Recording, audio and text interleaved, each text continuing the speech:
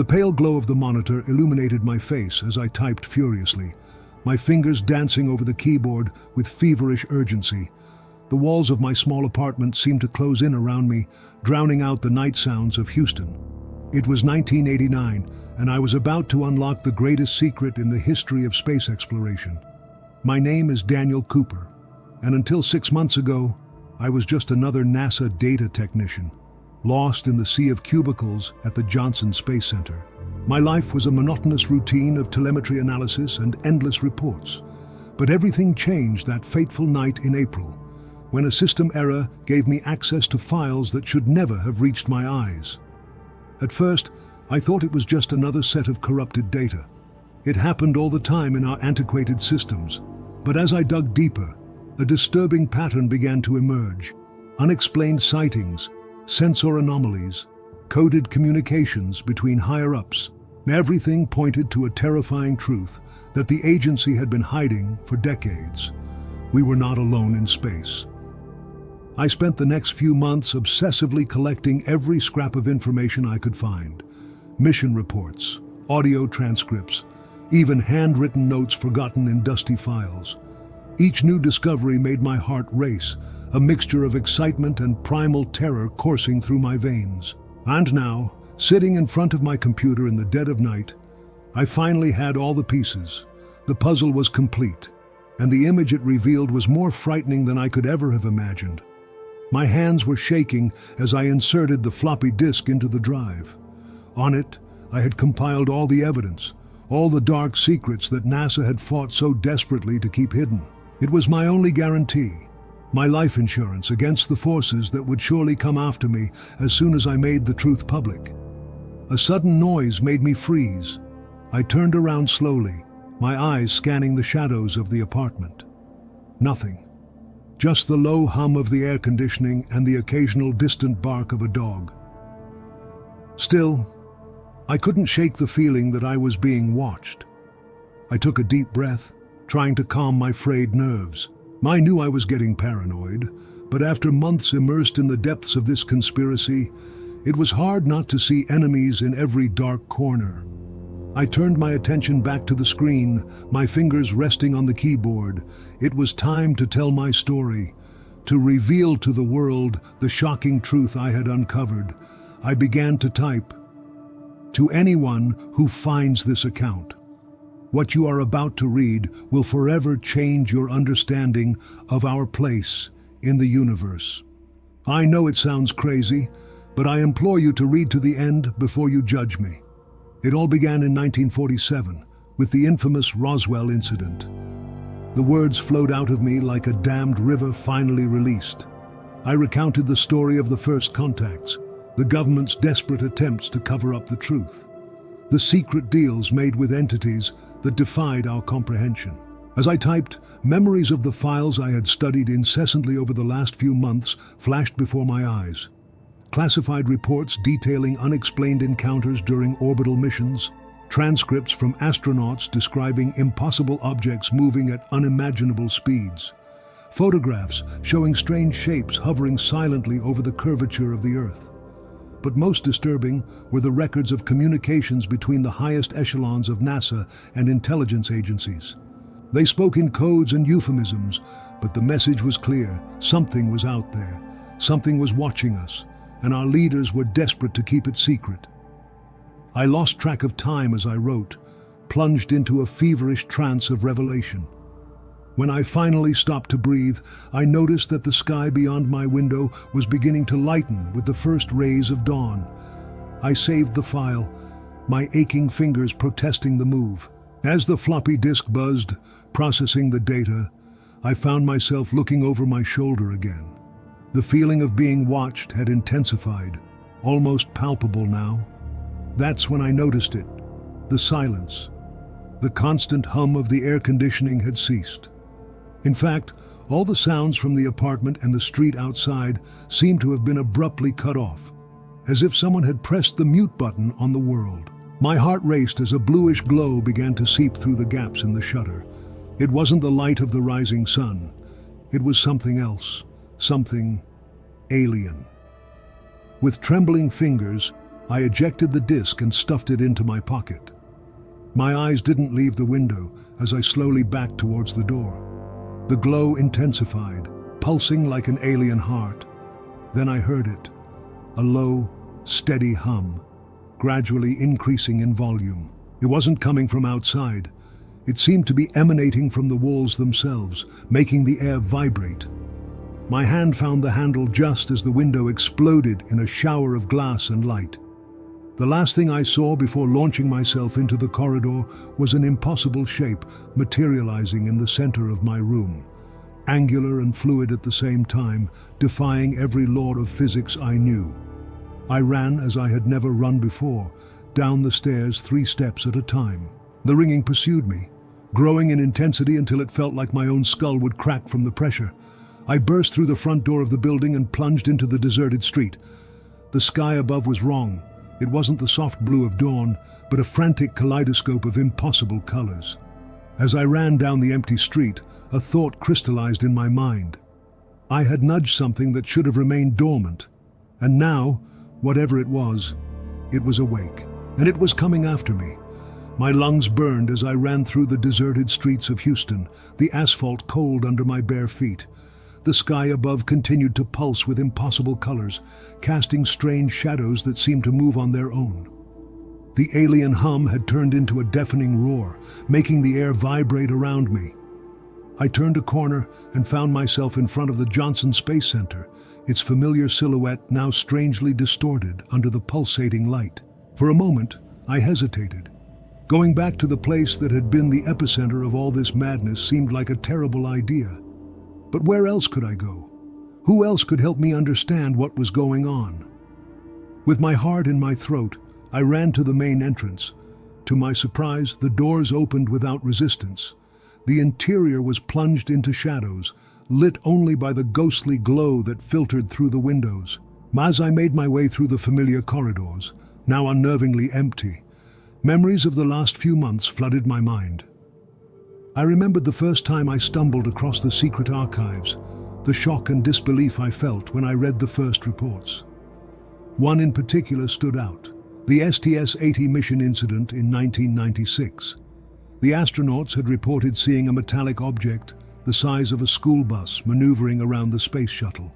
The images captured showed something that defied explanation, a complex geometric structure that seemed to change shape as it moved. This sighting was not unique.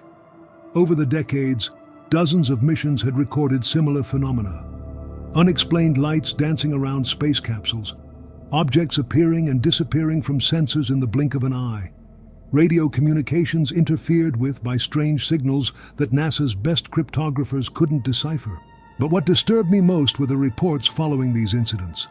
Astronauts subjected to rigorous psychological and physical examinations, equipment confiscated and data erased, and always strict orders of silence from the highest echelons.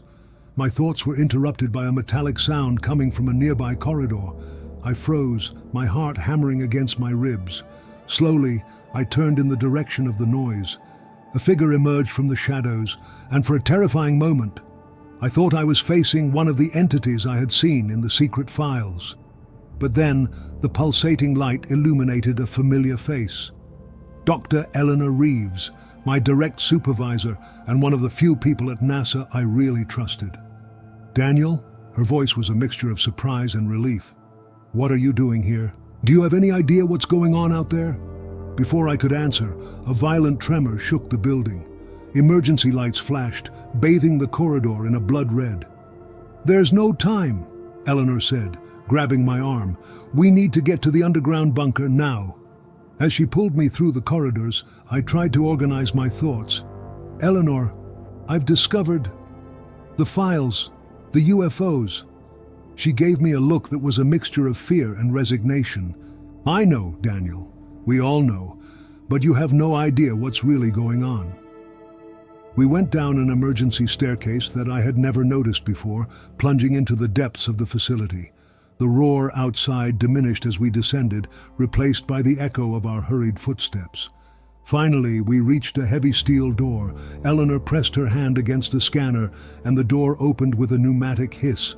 The interior was a futuristic command center, with giant screens covering the walls and dozens of workstations. In the center of the room, a three-dimensional hologram showed the Earth, surrounded by a cloud of pulsating dots. "Welcome to Project Sentinel," Eleanor said, her voice carrying a weight I had never heard before. The true purpose of the space program. My mind spun as I tried to process what I was seeing. The screen showed satellite images of impossible phenomena occurring around the globe. Dimensional portals opening up over large cities. Crystalline structures materializing in the middle of the oceans and everywhere. Those pulsating lights, like the ones I had seen in the sky. What is all this?" I managed to stammer.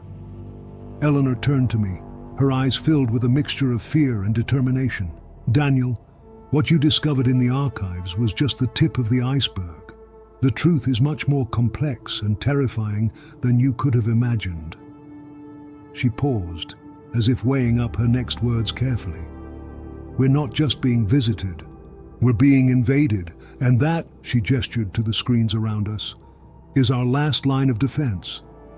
At that moment, one of the larger screens flickered on, showing a live feed from the surface. My blood ran cold as I saw the familiar silhouette of the mission control tower, now enveloped in a pulsating energy field, and hovering above it, a colossal structure that defied comprehension, a mass of impossible angles and surfaces that seemed to bend the very light around them. Eleanor put a hand on my shoulder, her voice low and urgent. "Daniel, did you bring the files with you?" I nodded silently, feeling the weight of the floppy disk in my pocket as if it were made of lead. "Good," she said, "because what's in those files could be the key to saving not just Houston, not just the United States, but all of humanity." As I absorbed her words, the lights in the bunker flickered ominously. In the central hologram, the pulsating dots around the Earth began to multiply rapidly. Eleanor turned to the team gathered in the room, her voice laden with authority. "Ladies and gentlemen, commence Operation Firewall. God help us all." And so, plunged into the secret bowels of NASA, I realized that my search for the truth had only just begun. The real challenge and the real horror was yet to come. NASA's underground bunker was buzzing with frantic activity. Technicians ran from one station to another, shouting commands and numbers that I could barely understand. The air was charged with tension and palpable fear. Eleanor guided me to an isolated workstation, away from the central chaos. "Daniel, I need you to access these files now. Look for anything related to Project Omega." My hands were shaking as I inserted the floppy disk into the computer. The screen flashed, flooded with a cascade of data that I had painstakingly collected over the last few months. I began frantically sifting through it, my eyes jumping from one file to another. As I worked, Eleanor gave me a quick summary of the situation. "What you see out there is not a conventional invasion. These entities, they're not just extraterrestrial, they're interdimensional." My mind struggled to process the information. "Interdimensional? What do you mean?" "They exist on a different plane of reality from ours," Eleanor explained, her voice tense. "Our space program wasn't just about exploration. It was an attempt to understand and eventually defend ourselves against this threat. Suddenly, something in the archives caught my eye. Wait, here, Project Omega, started in 1985. Something about space folds and quantum containment fields." Eleanor leaned in, her eyes quickly scanning the text on the screen. "Yes, that's it. Project Omega was our attempt to create an interdimensional barrier around the Earth, but we never managed to make it work on a large scale. At that moment, a violent tremor shook the bunker. The lights flickered, and for a terrifying instant, I thought we were going to be left in the dark. But the emergency systems kicked in, keeping the facility running. "Damn it!" Eleanor cursed, running back to the command center. I followed, my heart hammering in my chest. The central hologram was now showing a chaotic view of space around the Earth. Dozens, no, hundreds of anomalies were opening up. Portals to another dimension, I realized with a shudder.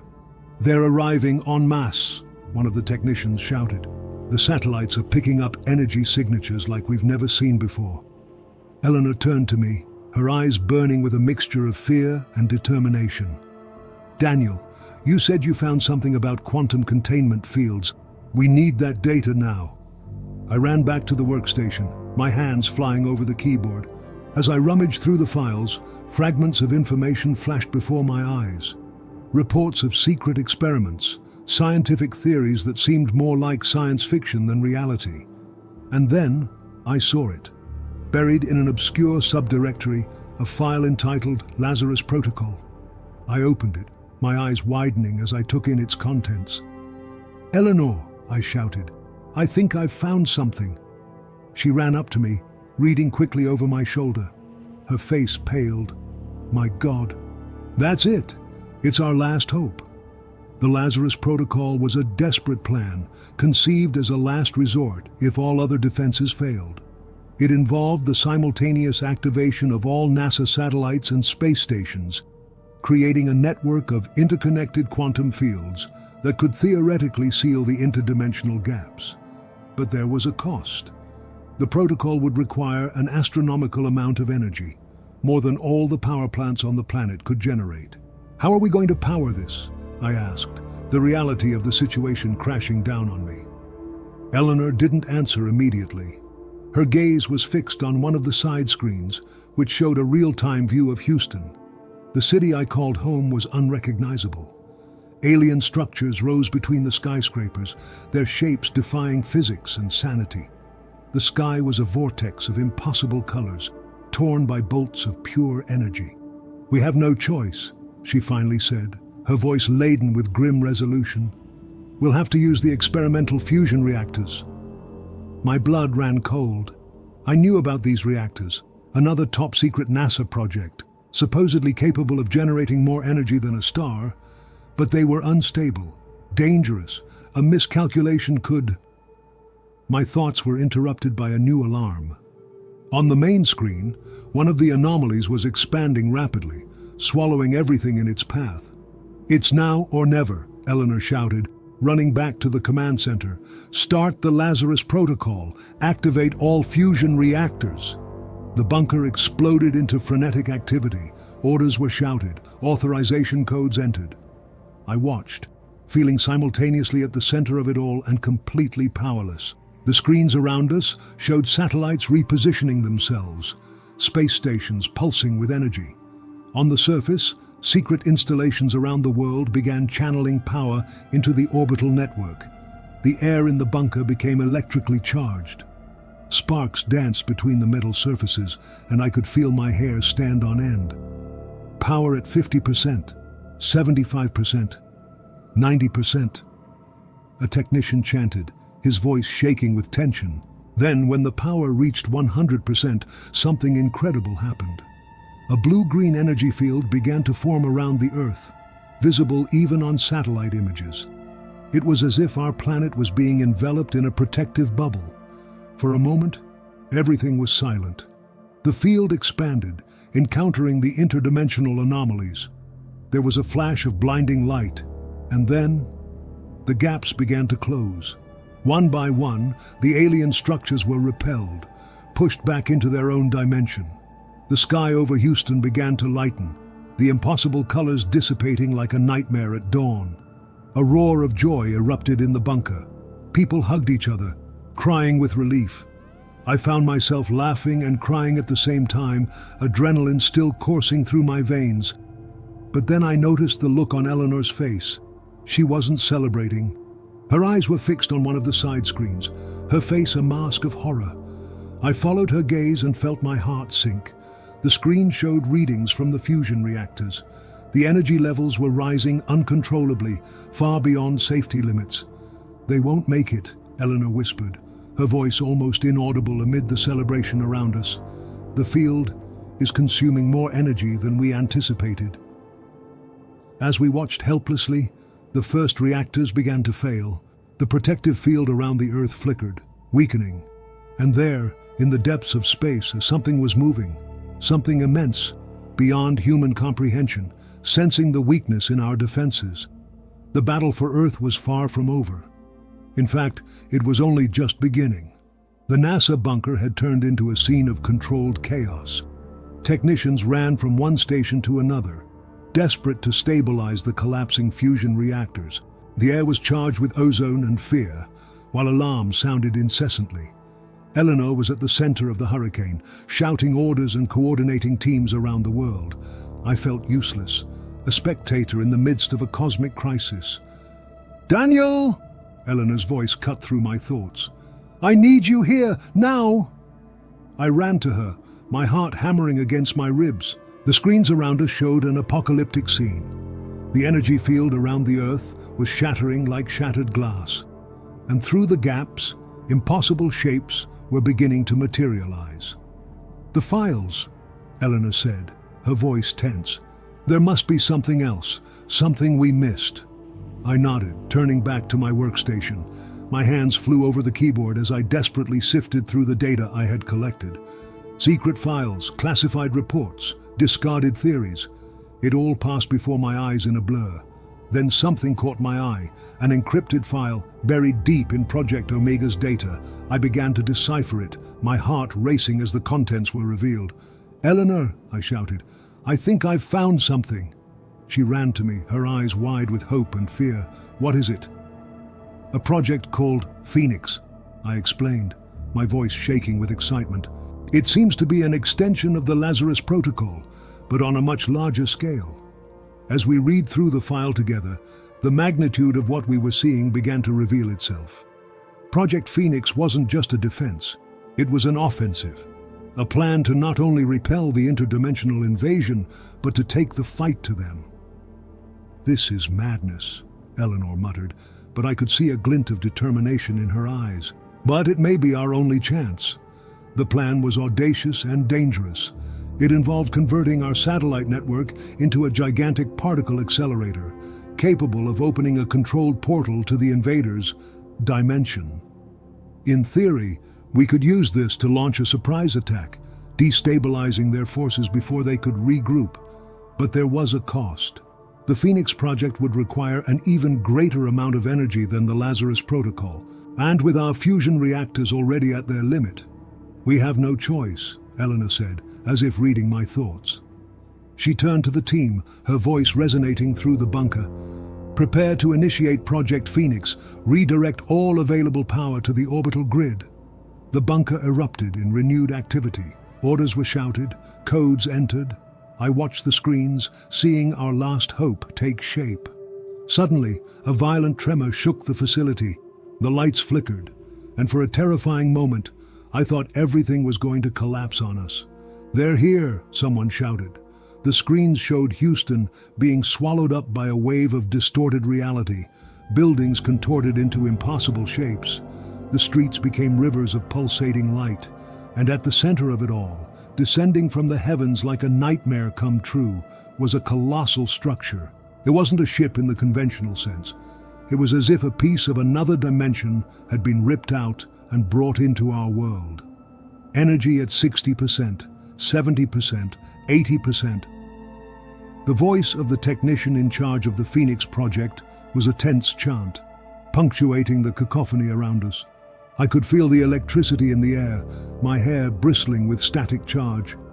The screens showed our network of satellites glowing with energy, lining up in a precise formation. 90%, 95%? The ground beneath our feet began to vibrate. Cracks formed in the walls of the bunker, small fragments of concrete raining down on us. 98%, 99%. Eleanor grabbed my hand, her fingers entwining in mine. In her eyes, I saw fear, determination, and something more. A deep connection forged in the heat of this cosmic crisis. 100%, initiating Phoenix sequence. For a moment, the world seemed to freeze. The air became dense, as if the very fabric of reality was being stretched to its limits. Then the sky opened up. A beam of pure light, brighter than 1,000 suns, burst from our orbital grid. It hit the alien structure hovering over Houston, piercing it like a cosmic spear. The impact was beyond anything I could have imagined. Reality seemed to bend and distort around the point of contact. Waves of pure energy spread across the sky, pushing the interdimensional anomalies back into the void from whence they came. The alien structure began to disintegrate, not into physical pieces, but into fragments of reality. It was like watching a complex hologram being dismantled, layer by layer. For one glorious moment, I thought we had won, that the nightmare was over. But then something changed. The energy beam began to pulsate, its color changing from pure white to a deep, ominous purple. The screens around us flashed with warnings, showing readings that went beyond any known scale. "Something's wrong," Eleanor shouted, her voice almost lost in the chaos. "The portal is expanding out of control." Icy horror spread through my chest as I realized what was happening. We weren't just opening a path to their dimension, we were bringing that dimension into our own. The sky over Houston was no longer recognizable. It was a vortex of impossible colors, dotted with shapes that defied comprehension, and it was growing, swallowing up more and more of our world every second. "Turn everything off," Eleanor ordered, her voice laden with desperation. "Abort the Phoenix sequence, now!" But it was too late. The controls were no longer responding. Whatever we had triggered was beyond our control now. As we watched helplessly, the interdimensional vortex continued to expand, and in its depths, something was moving. Something vast, ancient, and totally alien. The last barrier between our worlds was falling, and what would come next was beyond our worst nightmares. The NASA bunker, our last line of defense against the unthinkable, was crumbling around us. Chunks of concrete fell from the ceiling. Equipment exploded in cascades of sparks. The air was thick with dust and the acrid smell of ozone. Eleanor and I clung to each other, watching helplessly as the interdimensional vortex continued to grow in the sky above Houston. The screens that still worked showed scenes of absolute chaos spreading across the globe. The portal we had opened wasn't just confined to our city, it was replicating itself at points around the world. "What have we done?" I whispered, my voice almost inaudible amid the chaos. Eleanor didn't answer. Her eyes were fixed on the screens, her mind clearly racing to find a solution, any solution. It was then that I noticed something strange. Amidst the vortex's swirl of impossible colors, patterns began to emerge. They weren't random. There was a structure, an alien but undeniably present logic. "Eleanor," I called out, pointing at the screen. "Do you see that?" She followed my gaze, her eyes narrowing in concentration. "Does it look like a code?" At that moment, a distant memory popped into my mind. Something I had seen in the archives months ago, and which had seemed insignificant at the time. "The signs!" I exclaimed, running back to my workstation. My hands flew over the keyboard as I frantically rummaged through the files. "What signs?" Eleanor asked, following me. "Years ago, our radio telescopes picked up strange signals coming from deep space," I explained, my eyes scanning the screen. "At the time, they were dismissed as cosmic noise, but now..." Finally, I found what I was looking for. An audio file, buried deep in NASA's classified data. I opened it, and a cacophony of squeaks and pops filled the air. "That doesn't make sense," Eleanor began, but I interrupted her. "Wait," I said, adjusting the controls. I filtered the frequencies, isolating specific patterns. Slowly, something began to emerge from the chaos. It wasn't words or even recognizable sounds. It was a sequence of pulses, varying in intensity and duration, but there was a pattern there, undeniably. "It's the same thing," I muttered, glancing back at the screen showing the vortex. "The same pattern we're seeing in the sky." Eleanor gasped, understanding lighting up her eyes. "It's not an attack," she said slowly. "It's a communication." The realization hit me like a bolt of lightning. All this time, we had been misinterpreting the situation. The invaders weren't trying to conquer our world. They were trying to make contact. "But the portal," I argued, "is destroying everything." "Because we responded with aggression," Eleanor explained, her voice gaining urgency. "Our attack with Project Phoenix must have been interpreted as a declaration of war. We need to show them that it was a misunderstanding." But how? Our systems were crashing. Most of our communications network was offline. How could we possibly send a message to beings from another dimension? That's when I had a crazy, desperate idea. "The fusion reactors," I said. "What if we could use them to modulate the energy field around the Earth? We could replicate the signal pattern on a planetary scale." Eleanor's eyes widened. It was risky, almost suicidal, but it could also be our only chance. "Do it!" she ordered, her voice cutting through the chaos of the bunker. The next few minutes were a blur of frantic activity. We reprogrammed the remaining fusion reactors, channeling their energy into the satellite network in a precise sequence. We watched with our hearts in our throats as the energy field around the Earth began to pulsate. Slowly, it began to replicate the pattern we had identified. For a terrible moment, nothing happened. The vortex continued to grow, swallowing up more and more of our sky.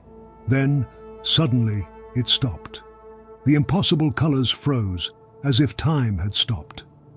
An unearthly silence fell over everything. And then, slowly, the vortex began to retract. A roar of joy erupted in the bunker.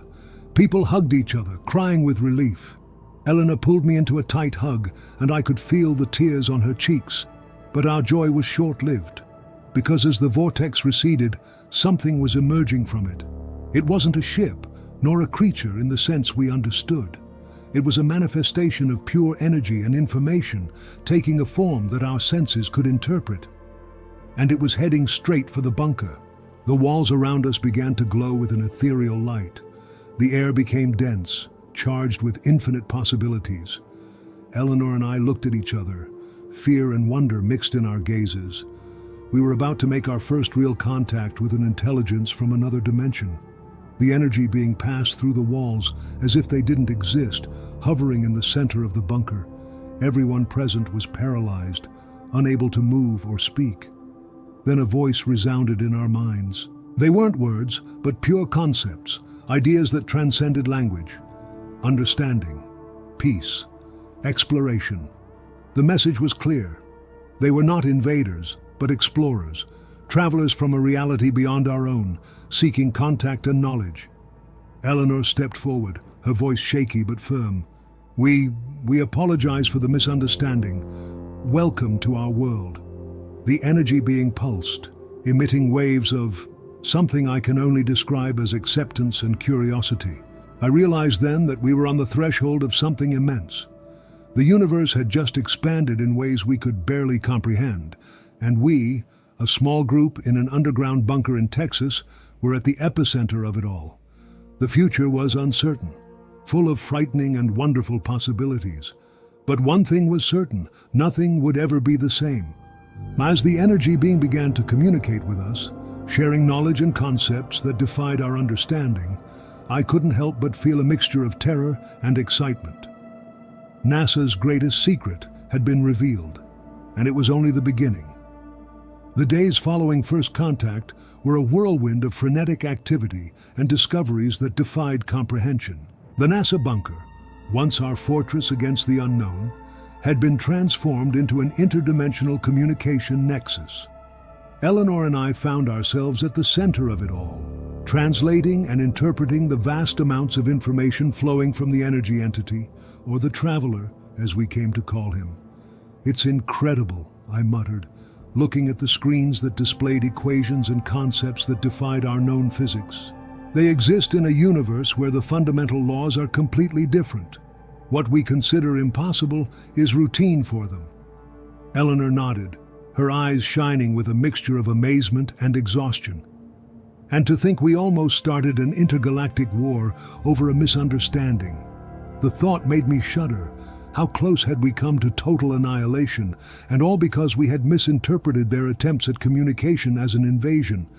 But now, with each passing hour, our understanding of the universe, no, of universes, was expanding exponentially.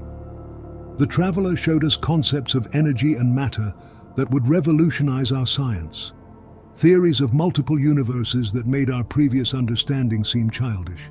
However, it wasn't all wonder and discovery. The outside world was still in chaos. UFO sightings and distortions of reality had shaken the foundations of society. Governments had collapsed, religions were in crisis, and panic was spreading like wildfire. "We need to make an announcement," Eleanor finally said, after a long discussion with the remaining authorities. "The world deserves to know the truth." I swallowed, the weight of responsibility falling on my shoulders. But how do we explain something we barely understand ourselves? Eleanor smiled tiredly. "The best way we can, with honesty and hope." The next few hours were spent preparing for a global broadcast. Journalists were summoned. Equipment was hastily installed. The bunker, which just a few days ago was an absolute secret, was about to become the center of attention for the whole world. When we finally stood in front of the cameras, I felt my heart hammering against my ribs. Eleanor squeezed my hand, her presence a silent comfort.